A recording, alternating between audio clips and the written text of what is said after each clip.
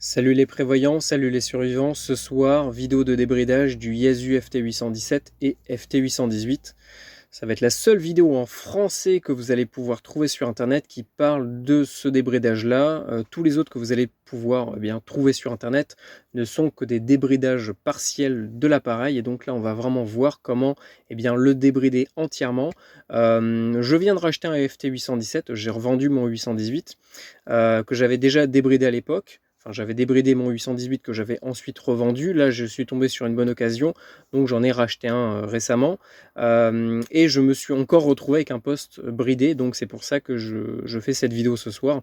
Ça va me permettre à la fois de le débloquer et à la fois de vous montrer comment le faire pour permettre à l'appareil de transmettre sur, on va dire, quasiment toutes les fréquences que l'appareil peut couvrir en réception, puisque par défaut, l'appareil va pouvoir écouter toutes les fréquences, que ce soit de 600 kHz à plus de 30 MHz, la bande VHF basse, VHF haute et UHF, mais ne va pas pouvoir transmettre en dehors des fréquences radioamateurs, des portions radioamateurs, et donc ça va nous gêner à nous, preppers, qui avons besoin de transmettre sur d'autres fréquences, comme là, si par exemple j'essaye sur le 45 mètres, on voit que ça fait TX erreur.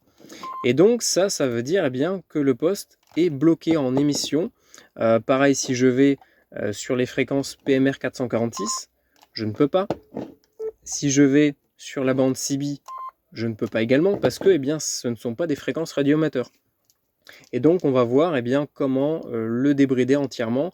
Ça va vraiment vous permettre de débloquer donc à partir de 1 méga 600 jusqu'à 30 mégas, voire un tout petit peu plus. Vous allez débloquer toute la portion 50 à 54 mégas. La bande de radiodiffusion, je crois qu'on peut également transmettre dessus, hein. Je ne suis pas sûr à 100%, mais je me souviens qu'on pouvait on pouvait le faire. Alors c'était vraiment des faibles puissances, mais ça permet quand même de transmettre sur peut-être 5 ou 10 mètres de la musique. Par contre, la bande aéronautique, c'est l'une des seules qu'on ne pourra pas débloquer en émission. Malheureusement, ça aurait été bien pour de la détresse, mais c'est pas le cas. Et après, on pourra débloquer toute la portion VHF, donc 146 mégas, on pourra transmettre dessus, alors que là, c'est pas le cas.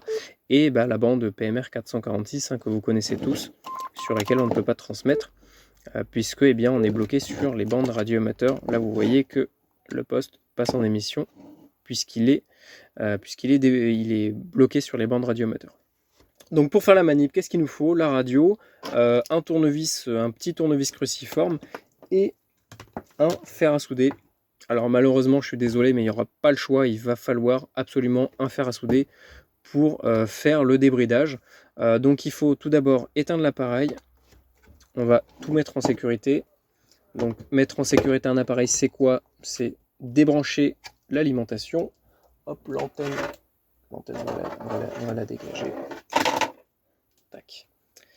On va enlever la batterie de l'appareil. Moi j'ai enlevé le câble d'alimentation, parce que je m'en sers que sur batterie. Ah super, la vis s'est ruinée. Ah, c'est génial d'acheter d'occasion. Ça a ses petits inconvénients des fois. C'est bon, un petit coup de pince et c'est parti. Alors,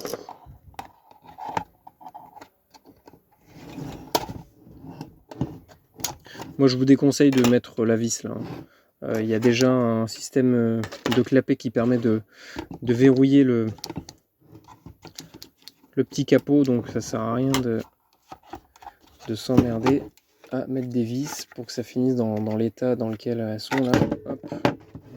Donc on enlève la batterie, au moins on est sûr de ne pas faire de court-circuit lorsqu'on manipule le circuit imprimé. Hop, ça on met de côté. Et là on va directement s'attaquer juste par sécurité. Moi je reste un peu appuyé pour vider tout le courant de l'appareil. Hop. Maintenant on s'attaque aux vis qui sont juste ici. Donc en fait on va enlever toutes les vis. J'aurais peut-être dû les faire en dernière. Je vais commencer par le côté. D'ailleurs on parlera de ces vis là parce que pour ceux qui aiment modifier les appareils, ah génial, elles sont longues. Ah, ça c'est cool. Parce que justement... Ah bah non, elles sont pas toutes longues. Je pense que le poste a déjà été modifié. Hop. Surtout qu'il en manque. Mais c'est pas grave. Hop. Donc je vais dévisser donc toute celle-là. Celle qui est là. Et après on va s'attaquer à celles qui sont au-dessus. Bon. L'ancien proprio a carrément ruiné les vis. Donc je vais vous montrer moi comment est-ce que je les... Comment est-ce que je les décoince. Je prends une pince, j'appuie et je sais pas si ça va se voir. Je vais essayer de monter un peu la caméra. Hop.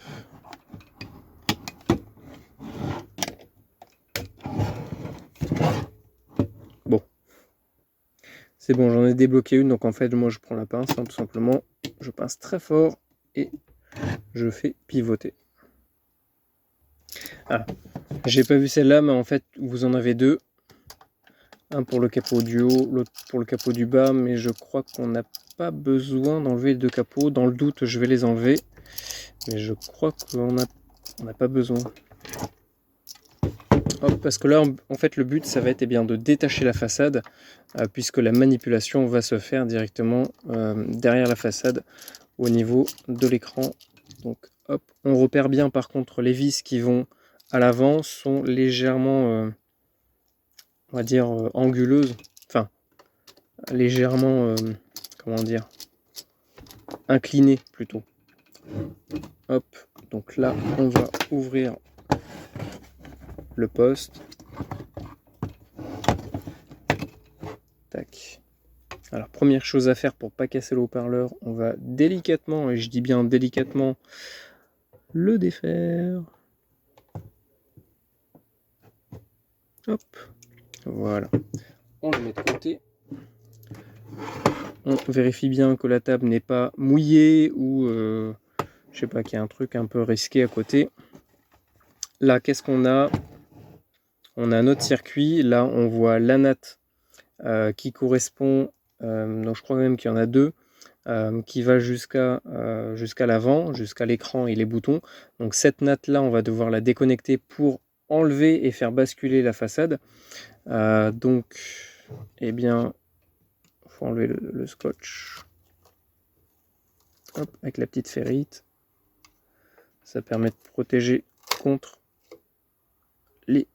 on va dire les parasites électriques,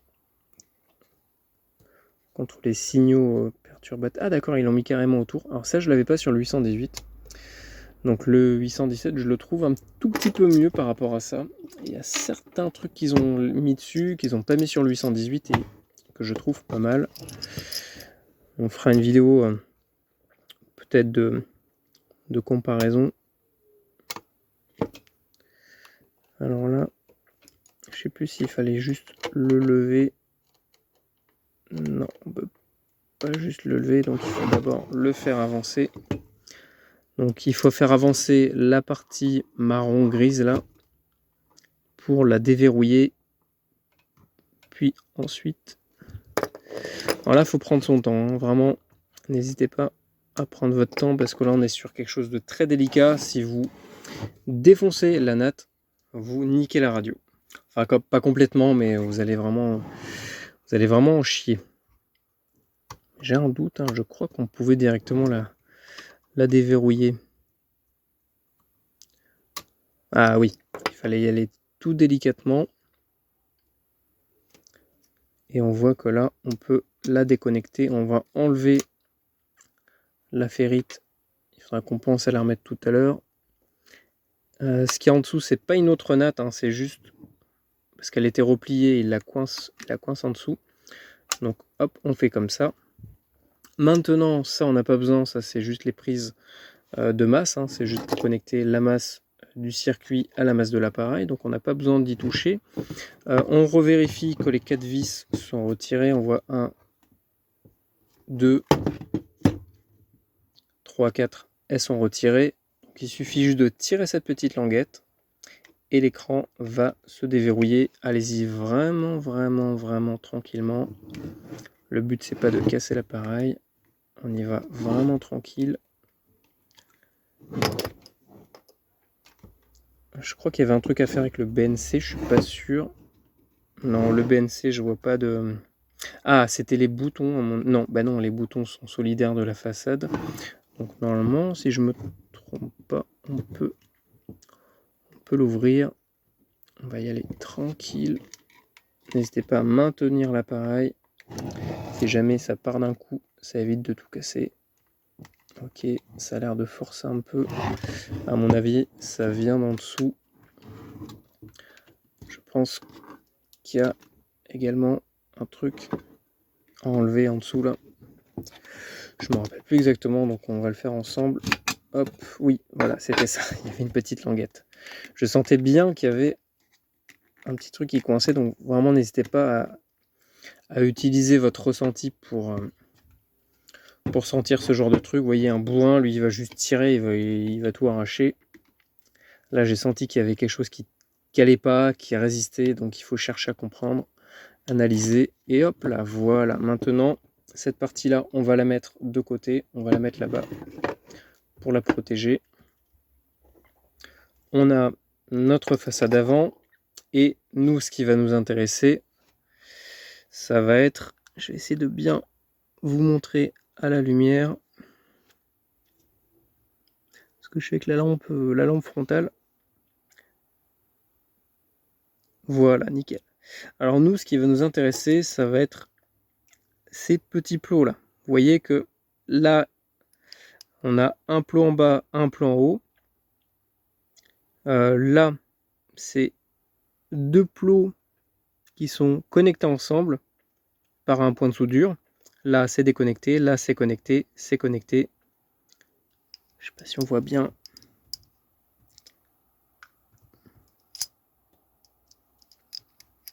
Vous voyez, tout ça, c'est déconnecté. Eh bien, il va falloir les connecter ensemble deux par deux. Alors, deux par deux, c'est pas celui de gauche avec celui de droite. C'est celui du haut avec celui du bas. Donc ça va être vraiment très très délicat, hein. C'est vraiment la partie la plus risquée en fait, hein. Parce que bah, à côté on a le bouton, ce bouton là il vaut quand même relativement cher. Moi j'avais cassé le mien sur le 818, je l'ai payé quasiment 50 balles, donc faites vraiment attention. Pareil, si vous cramez un petit composant, là vous niquez votre radio. Donc il faut vraiment y aller tranquillement. Le fer à souder, il faut le régler, on va dire aux alentours des 420-430 degrés. Ayez la pointe la plus fine, la plus propre possible et prenez vraiment votre temps. Et donc là, comment est-ce qu'on va brider l'appareil? Il va falloir connecter tous les plots ensemble. Enfin tous les plots ensemble, c'est-à-dire cette rangée-là ensemble, celle-là elle est déjà faite, celle-là ensemble, celle-là ensemble, celle-là ensemble, celle-là, celle-là, celle-là et celle-là. Et une fois qu'on aura tous ces plots de connectés, notre poste sera entièrement débridé. Donc moi, vu que je suis gaucher, je vais sûrement souder. Je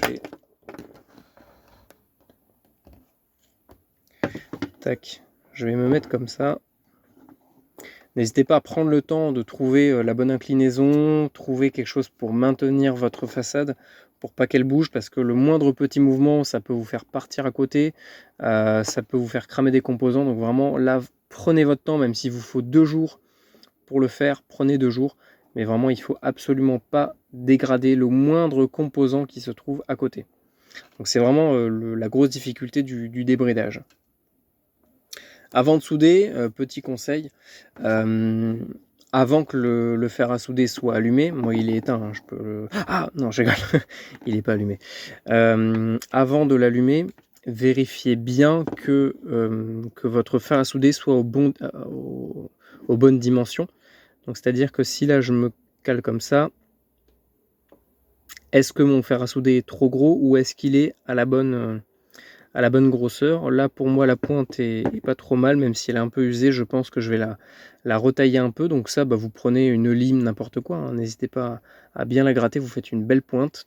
Et au moins ça vous permettra de vous connecter, de faire la soudure vraiment pile au bon endroit et pas balancer de la chaleur à côté ou faire n'importe quoi. Parce que ça va très vite, hein. On peut très vite connecter balancer de l'étain sur le plot d'à côté et ça les met tous ensemble et c'est un peu le bordel. Donc je vais aller gratter mon fer à souder, puis on se retrouve de suite. Donc moi là je l'ai calé avec une baffle et la carcasse.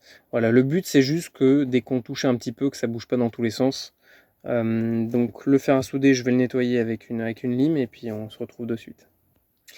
Voilà, c'est bon, j'ai retaillé la pointe de mon fer à souder. Vous voyez que c'est beaucoup plus pointu que tout à l'heure et ça va me permettre d'être beaucoup plus précis et d'avoir beaucoup moins de risques de faire cramer les composants à côté. Donc je pense que vous le savez, mais je le répète, pour souder, autre chose indispensable, une éponge. Une éponge en éponge, hein, pas une éponge en plastique, sinon ça va brûler. Pourquoi une éponge? Parce que ça va me permettre en fait de nettoyer ma panne. Donc la panne, qu'est-ce que c'est? C'est le bout du fer à souder qui va chauffer. Parce que lors de la combustion de l'étain, on va avoir des sortes de dépôts. C'est le résultat en fait du fait que ça chauffe, que ça brûle. Et cette espèce de crasse, de dépôt va nous empêcher de souder correctement. Et donc, il va falloir régulièrement nettoyer la panne pour qu'elle reste, pour qu'elle puisse garder l'étain sur elle. Donc il faut que les deux ne fassent plus qu'un, on va dire d'une certaine manière. Il faut que l'étain colle à la panne, sinon ça ne fonctionnera pas. Donc par sécurité, moi je me suis mis sur 420 degrés pour tester, pour commencer. Et puis on va voir ce que ça donne, si c'est assez ou pas. Et puis si c'est pas assez, je monterai un petit peu. Voilà, donc ça c'est vraiment, je vous recommande d'avoir un petit fer à souder que vous puissiez régler parce que sinon vous allez cramer vos appareils.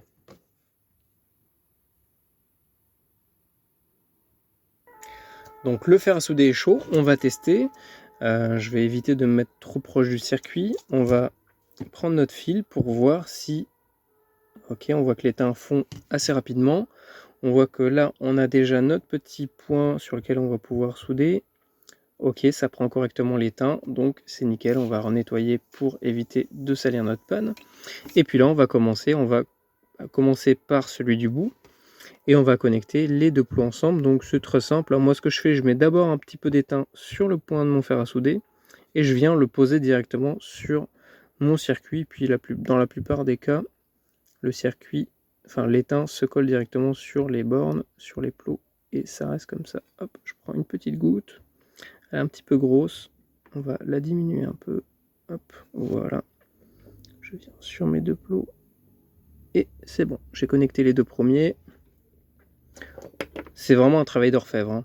Ma copine le dit tout le temps, tu devrais être bijoutier. C'est tellement précis comme truc. Hop, on prend la petite goutte. On va mettre sur les deux plots.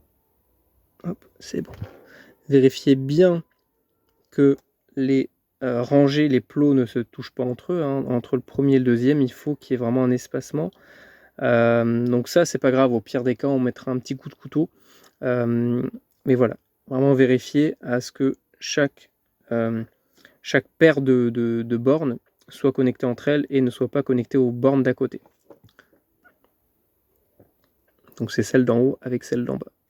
Hop, la rangée suivante. Alors là, vous voyez, j'ai fait l'erreur de toucher légèrement le plastique, donc attention, inclinez bien le fer à souder comme il faut. Prenez le temps. Hop, c'est bon, troisième point fait. Putain, je vais super vite là. Les autres fois, je galérais.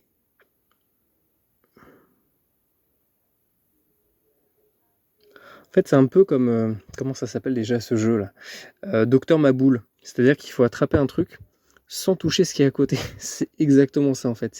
C'est un Docteur Maboule le truc. Sauf que là, si tu perds, en fait, tu perds ton poste à 400 balles. C'est un peu moins marrant.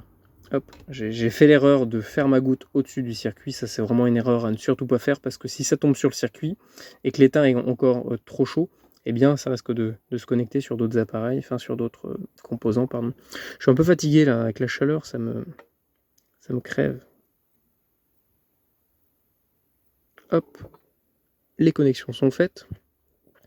Dernier plot. Je suis quand même fier de moi là. Franchement, ça c'est du travail de pro. Alors là, c'est le plus risqué parce qu'il y a Je sais plus comment ça s'appelle. Ce qui est en ah non, c'est quoi ça? 3 farad, 6,3 volts. C'est un condensateur, voilà. Hop, le petit point. Et c'est bon. On nettoie le fer à souder. Hop, on l'éteint.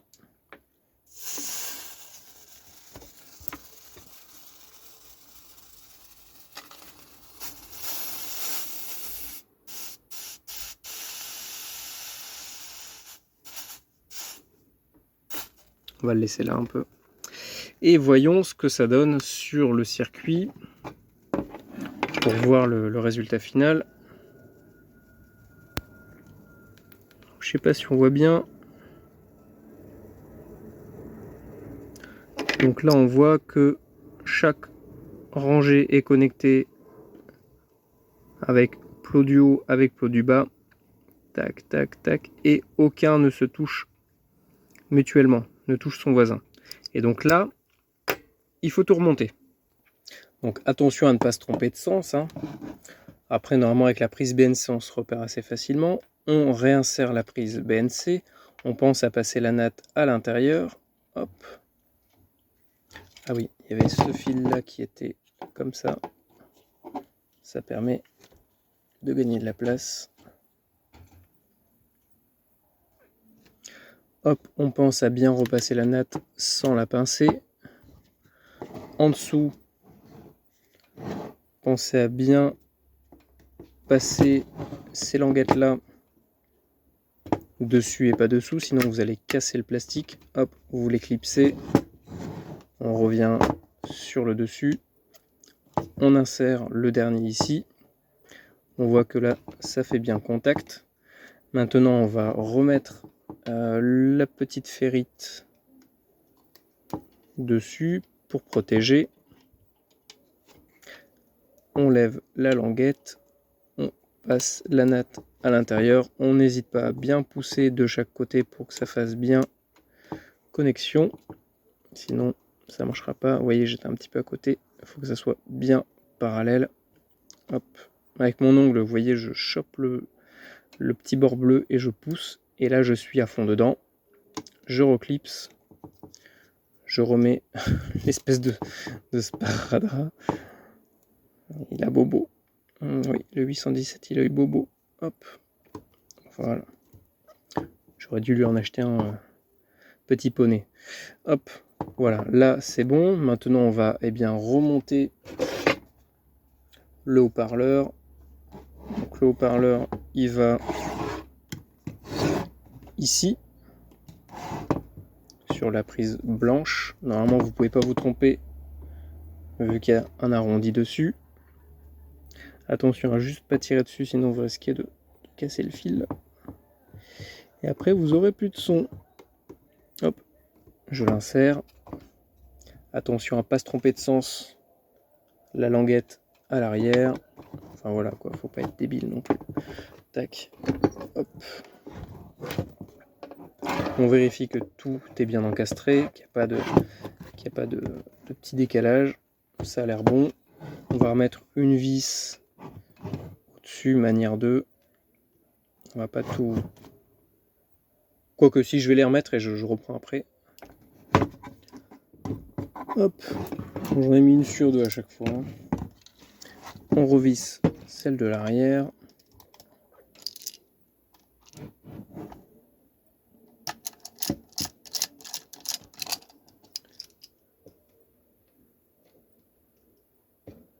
Alors là, pensez à mettre une antenne dessus. Sinon, ça va causer quelques petits... Bon, celle-là, je la mets pas. Ça force. Hop, là, c'est juste une manière de vous montrer.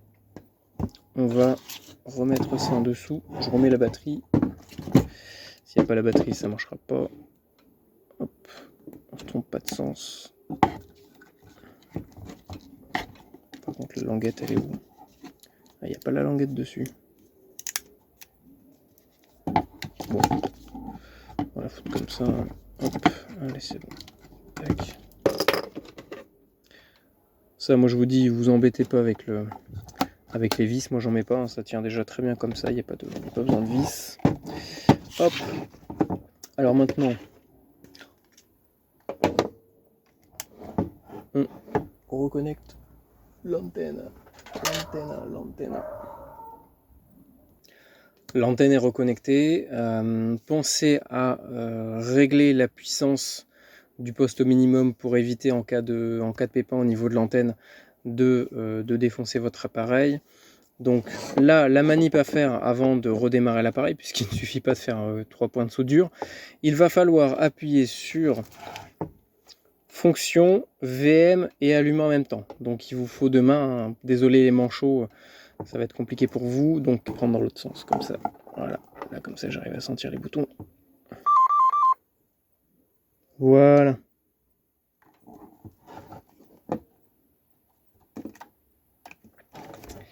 Et là, on voit, donc ça l'a réinitialisé, on voit que ça fait un écran bleu comme l'écran d'origine. Moi j'avais changé la couleur, donc là on voit que si on se met sur la bande radioamateur 7 MHz, on peut transmettre. Donc ça c'est la bande radioamateur, mais si on se met sur une fréquence autre,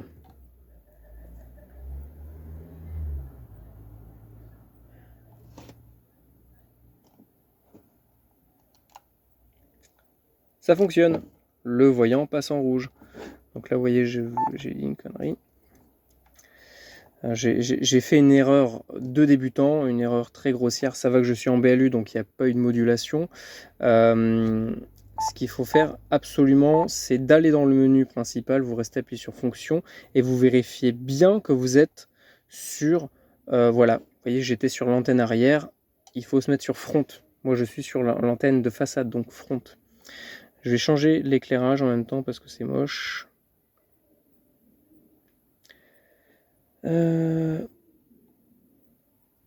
Voilà. Ah ouais, merci. Parce que le bleu là, c'est pas possible. Donc là.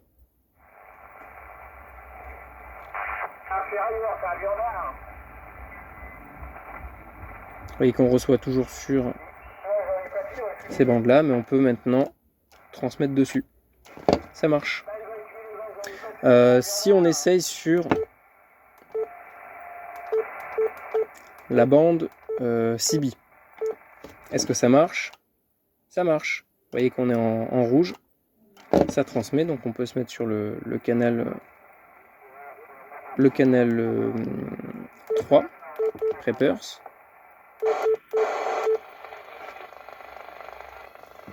Donc là, si je teste avec mon petit poste CB portable, je vais mettre sur le canal 3 en AM.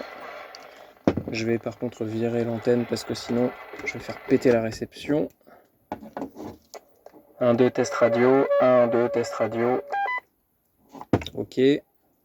En émission, je mets l'antenne CB, c'est mieux. Là je suis en AM, donc il faut forcément une antenne. Voyons voir, est-ce que je m'entends? 1, 2, test radio. 1, 2. Voilà, je suis vraiment à proximité, donc ça fait saturer, mais on voit que ça transmet. Ça fonctionne. On va essayer maintenant sur la bande PMR 446, voir si on reçoit quelque chose. Toujours pareil, on va prendre le Yaesu. Tac.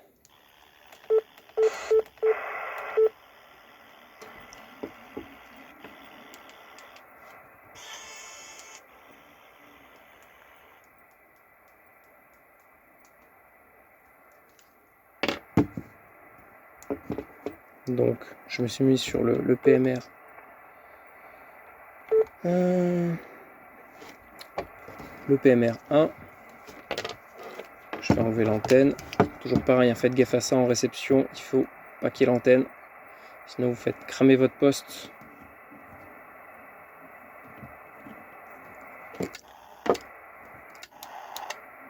Là, je suis en USB.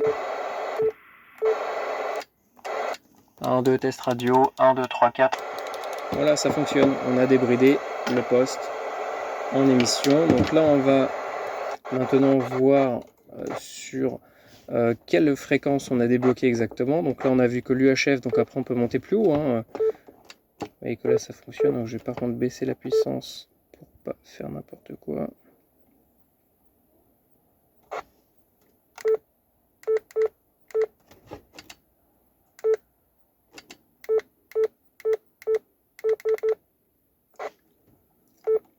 Mais voilà, on peut monter jusqu'à 470 à peu près. Vous voyez que ça marche.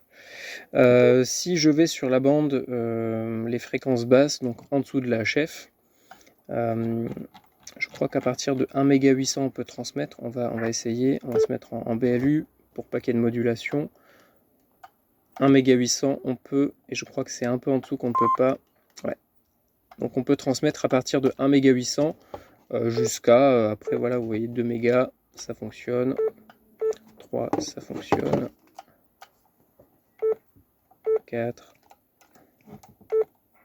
5, 6, 7, 8.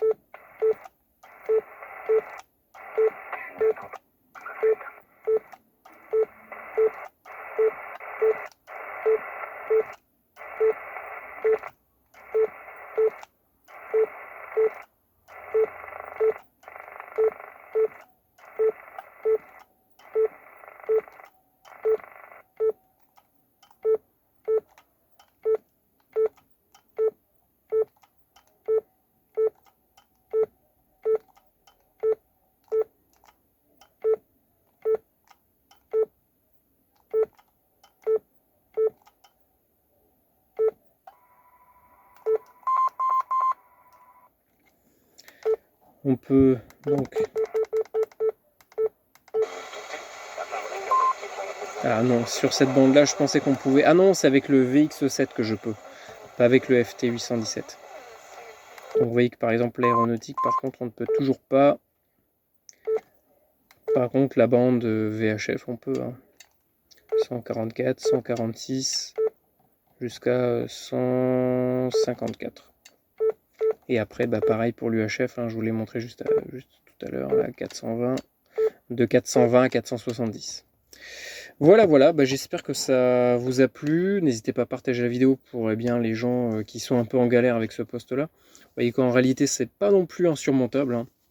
Ça permet de prendre un peu, de s'habituer à plutôt à toucher directement les circuits des postes. Alors ça peut faire un petit peu peur à première vue, mais voilà, c'est pas non plus sorcier.